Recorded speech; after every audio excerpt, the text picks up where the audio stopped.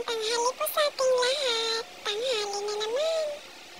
Nakakatamad talaga ang panahon ngayon. Parang gusto ko patuloy humiga. Charot lang, kailangan natin bumangon para magsaing. Pero bago tayo lumabas ng kwarto, linisin muna natin ang ating kama. Para pagpasok ni Mr. malinis ang kama. O ayan, tapos na rin. Lalabas muna ako para isampay ang aking tuwalya. Nakalimutan ko kasi isampay kanina. Pero pagbukas ko ng pinto, ayan ang sumalubong sa akin. Parang gusto ko tuloy i-adobo. Yan lang naman yung mga pato ng aking binata. Pagpasok ko naman ng bahay, si Tarzan na naman ang sumalubong sa akin. Nagugutom na siguro to.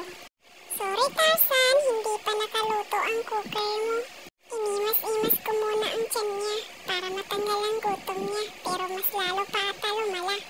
Lumabas muna ako ng bahay para silipin kung dumating na ba yung anak ng kapatid ng asawa ko. Hindi pa pala. Pumasok naman ako ng bahay para silipin kung kumulo na ba yung sinain ko. Ayan, kumukulo na. Naniningil tuloy yung tiyan ko. Sumunod tuloy si Tarzan. Nakarinig siguro ng kardero to. Akala kakain na. Naniningil na rin siguro yung tiyan niya. Ayan, nagpakit na naman si Tarzan. Akala siguro may isda. Di kasi kumakain ng gulay.